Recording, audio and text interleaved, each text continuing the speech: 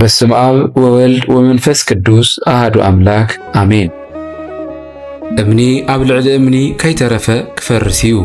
እዚ ቃል እዚ ካብ ኣፍቲ ንጉሥ ሰላም ክወፅእ ከሎ ደቀ መዛሙርቱ ጥራይ ኣይኮኑን ሰንቢዶም የግዳስ ታሪኽ ዓለም ተቐይሩ። ሎሚ ኣብ ርእሲ ገቦ ደብረ ዘይት ኮይና እቲ ጎይታ ዝሃቦ ዘሰንብር ትንቢት እንሓሰብና ካብቲ ሰላም ዝሰፈኖ ገቦ ደብረ ዘይት ተላዒልና ናብቲ ዓለም ብሃንቀውታት ትጽበዮ ሚስጥር ዳግም ምጽአት ክንጓዓዝ ኢና። ፈለማ ግን ነዚ ቻናል ሓደሽቲ ዝኾንኩም ሰብስክራይብ ብምባል ጀምሩ። ንኢየሩሳሌም ካብ ምብራቕ ገጹ ሓቂፉ ዝሓዘ ከም ሓደ ዓብዪ ሓላዊ ደው ዝበለ ግርማዊ ጎቦ ፀሓይ ካብ ወገን ምብራቕ ክትበርቕ ከላ ቀዳማይ ብርሃና ዘዕርፈሉ ኣብቲ ናይ ኣውሊዕ ኣእዋም ዝተሸለመሉ ርእሲ ደብረ ዘይት እዩ። ካብቲ ዝለዓለ ጠርዚ ኮይንካ ናብ ታሕቲ ክትጥምት ከለኻ እታ ቅድስቲ ከተማ ኢየሩሳሌም ምስቲ ወርቃዊ ቤተ መቕደስ ልክዕ ከምቲ ንዓይኒ ዝማርኽ ዕንቁ ኮይና ትረኣየካ። ኣብ መንጎ እቲ ጎቦን እቲ ከተማን ድማ እቲ ጸቢብን ዓሚቕን ሽንጥሮ ቄድሮን ይርከብ። ቄድሮን ኣብ ማእኸል ኮይኑ ንደብረ ዘይት ካብ ጫውጫውታ ናይታ ከተማ ክሕልዋ ዝደለየ ይመስል። ደብረ ዘይት ማለት እምበኣር ካብቲ ህውከት ከተማ ርሕቕ ኢልካ ናብ ሰማያዊ ግርማ እትጥምተሉ ዝለዓለ ናይ ምስጢር መድረኽ ማለት እዩ። ደብረ ዘይት ንጉሥ ዳዊት ብገዛእ ወዱ ኣቤሴሎም ምስ ተጠለመ ካብ ኢየሩሳሌም ክሃድም ከሎ በእግሩ ተጓዒዙ እናበኸየ ዝደየቦ ጎቦ፣ ኣብ ግዜ ጭንቀቱ ናብ ኣምላኽ ዝጠርዓሉ ቦታ። ነቢይ ዘካርያስ ኣብ መወዳእታ ዘመን እግዚአብሔር ኣእጋሩ ኣብ ደብረ ዘይት ከም ዝቐውም እቲ ጎቦ ድማ ካብ ማእኸሉ ተሰንጢቑ ሓድሽ ሽንጥሮ ከም ዝኸፍት ተነቢዩ ነበረ። ነቢይ ሕዝቅኤል ግርማ እግዚአብሔር ካብ ከተማ ኢየሩሳሌም ወፂኡ ኣብቲ ብሸነኽ ምብራቕ ዘሎ ደብረ ዘይት ዓሪፉ ርእይዎ ነይሩ። ኣብ ሓድስ ኪዳን ድማ እዚ ዕድለኛ ጎቦ ደብረ ዘይት ዳግማይ ንታሪኽ ተሓርዩ ጎይታናን መድሓኒትናን ኢየሱስ ክርስቶስ ብዙሕ ግዜ ምስ ደቀ መዛሙርቱ ኮይኑ ዘዕረፈሉ ዘስተምሃረሉን ዝጸልየሉን ቦታ ኮይኑ ናይ ትንቢትን ናይ ምስጢርን ስፍራ እዩ። ኣብ ሓደ ጸጥታ ዝሰፈኖ ድምቀት ፀሓይ ጎይታ ምስ ደቀ መዛሙርቱ ኣብዚ ጎቦ እዚ ተቐሚጡ ነበረ። ሐዋርያት ብጽባቐ ዓብዪ ቤተ መቕደስ ተደኒቖም ናብቲ ብክቡር እምንን ወርቅን ዝተሸለመ ህንፃ ኣመልከቱሉ። እቶም ሐዋርያት ዘድንቕዎ ዝነበሩ ቤተ መቕደስ በቲ ንጉሥ ይሁዳ ዝነበረ ሄሮድስ ዓቢ ዝተሃንጸ ኮይኑ ንህንጸቱ ልዕሊ 46 ዓመታት ወሲዱ ነይሩ። ኣዝዩ ብሉፅን ክቡርን ብዝኾነ እምነበረድን ወርቅን ድማ ዝተሰርሐ ነበረ። እዚ ቤተ መቕደስ እዚ መጀመርታ ብዘሩባቤል ተሰሪሑ እንተነበረ ሄሮድስ ግን ንኣይሁድ ንምሕጓስ ድሕሪ 500 ዓመታት ግርማ መንግስቱ ንምርኣይ ንኻልኣይ ግዜ ኣማዕሪጉ ሰሪሕዎ ብምንባሩ ሐዋርያት እቲ ህንፃ ንዘለዓለም ዝቐውም ይመስሎም ነበረ። ጎይታ ግን ብሓንቲ ቃል ሰንበዶም እዚ ትርእይዎ ዘለኹም ኩሉ እምኒ ኣብ ልዕሊ እምኒ ከይተረፈ ክፈርስ እዩ በሎም። እቲ ኩሉ ዝተኣመነሉ ዓለማዊ ግርማ ከም ዝሓልፍ ኢየሩሳሌም እውን ከም ትጠፍእ ነገሮም። ብዛዕባ ምፍራስ እቲ ዓብዪ ቤተ መቕደስ ዝተነግሮም ሐዋርያት ሰንቢዶም ነበሩ። ስለዚ ድማ ንሶም በይኖም ምስ ኮኑ ነዞም ዝስዕቡ ሰለስተ መሰረታዊ ሕቶታት ንክርስቶስ ኣቕረብሉ። መምህር እዚ መዓዝ ክኸውን እዩ? ምልክት ምጽአትካ ኸ እንታይ እዩ? ምልክት መወዳእታ ዓለም ከ እንታይ ይመስል በልዎ። ጎይታ እምኒ ኣብ ልዕሊ እምኒ ከይተረፈ ክፈርስ እዩ ዝበሎ ትንቢት ድሕሪ ሒደት ዓመታት ኣብ 70 ዓመተ ምህረት በቲ ቲቶስ ዝበሃል ጀነራል ዝምራሕ ሰራዊት ሮማውያን ተፈጺሙ እዩ። ይኹን ደኣ እምበር ጎይታናን መድሓኒትናን ኢየሱስ ክርስቶስ ዝተናገሮ ትንቢት ግን ካሊእ ተወሳኺ ምስጢር ነበሮ። ጎይታ ብሐዋርያት ንዝቐረበሉ ሕቶ እንትምልስ ብዙሓት ኣነ ክርስቶስ እየ እናበሉ ብሽመይ ክመፁ እዮም፣ ንብዙሓት እውን ከስሕቱ እዮም እሞ ሓደ እኳ ከየስሕተኩም ተጠንቀቑ። ውግእ ወረውግእ ክትሰምዑ ኢኹም። ህዝቢ ኣብ ልዕሊ ህዝቢ መንግስቲ እውን ኣብ ልዕሊ መንግስቲ ክለዓል እዩ። ኣብ በብቦትኡ ድማ ጥሜትን ፌራን ምንቅጥቃጥ ምድርን ክኸውን እዩ። እዚ ኩሉ መጀመርታ ቅልውላዊ እዩ። ሽዑ ንመከራ ሓሊፎም ክህብኹም ክቐትልኹም እውን እዮም። ስለ ሽመይ ድማ ኣብ ኩሎም ኣሕዛብ ጽሉኣት ክትኮኑ ኢኹም። ሽዑ ብዙሓት ክዕንቀፉ ንሓደ ሓደኦም ክትሓላለፉን ክትጻልኡን እዮም። ብዙሓት ሓሰውቲ ነቢያት ክለዓሉ ንብዙሓት እውን ከስሕቱ እዮም። ካብ ምብዛሕ ዓመፅ ዝተልዓለ ፍቕሪ ብዙሓት ክትዝሕል እያ። እዚ ወንጌል መንግስቲ ድማ ንምስክር ኩሎም ኣሕዛብ ኣብ ዓለም ክስበኽ እዩ። ሽዑ መወዳእታ ክመጽእ እዩ። ብድሕሪ መከራተን መዓልትታት እቲኣተን ግን ብኡ ንብኡ ፀሓይ ክትጽልም እያ፣ ወርሒ እውን ብርሃና ኣይክትህብን እያ። ከዋኽብቲ ካብ ሰማይ ክወድቁ ሓይልታት ሰማያት እውን ክናወፁ እዮም ብምባል ምልክታት ምጽአቱ ገለጸሎም።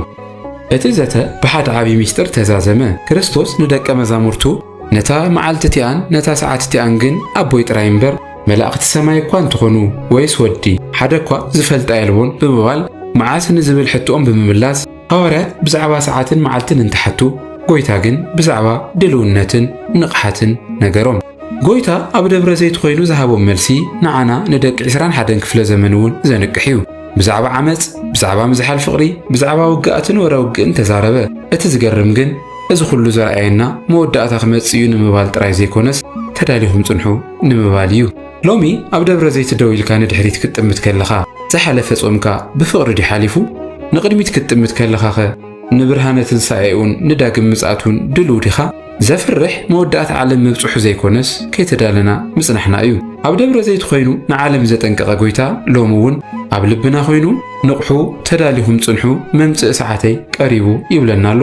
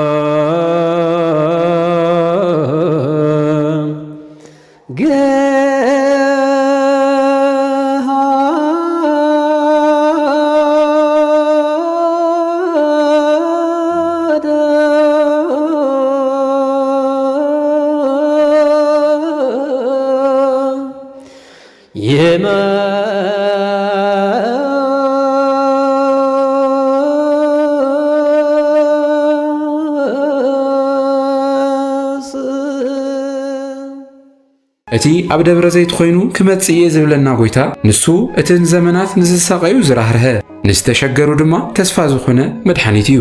ንምጽኣቱ ክንጽበ ከለና ንሱ መን ምዃኑ እንታይ ከም ዝገብረልናን ክንዝክር ይግባአና።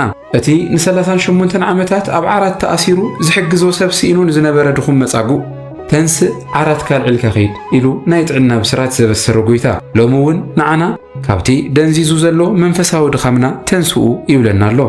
እቲ ኣብ ወሰን መንገዲ ኮይኑ ብጸልማት ተዋሒጡ ንዝነበረ ንበርጠሚዮስ ወዲ ዳዊት መሓረኒ ኢሉ ምስ ጨደረ ኣዒንቱ ዘብርሃሉ ጎይታ ሎሚ እውን ንዓና ካብቲ ናይ ዓለም ጸልማት ኣውፂኡ ንዳግም ምጽኣቱ እንርእየሉ መንፈሳዊ ዓይኒ ንኽህበና ይጽውዓና ኣሎ። እታ ን12 ዓመታት ተስፋ ቆሪጣ ዝነበረት ብእምነት ዘፈር ክዳኑ ምስተንከየት ዝፈሳ ዝነበረ ደም ደው ኣቢሉ ንቬሮኒካ ፈውሲ ዝዓደለ ጎይታ ንሕና እውን ሎሚ ብእምነት ክንጽበዮ ከለና ካብቲ ዘሳቀየና ዘሎ ጭንቀትን ቃንዛን ክፍውሰና እሙን እዩ። ንኣልዓዛር ካብ መቓብር ጸዊዑ ሕይወት ዝሃበ ጎይታ ንዓና እውን ካብ ሞት ኃጢአት ኣውፂኡ ናይ ዘለዓለም ሕይወት ክበና ክመጽእ ይብለና ኣሎ። ዓለም ብጭንቀት ክትሕመስ ተስፋ ድማ ክትጽልም ከላ ንሕና ግን ነቲ ንመጻጉዕ ዘሕወየ ንበርጠሚዮስ ዘብርሀ ንቬሮኒካ ዝፈወሰ ንኣልዓዛር ዘተንስአ ጎይታ ኢና ንጽበ ዘለና እሞ ክንፈርሕ ይብልናን።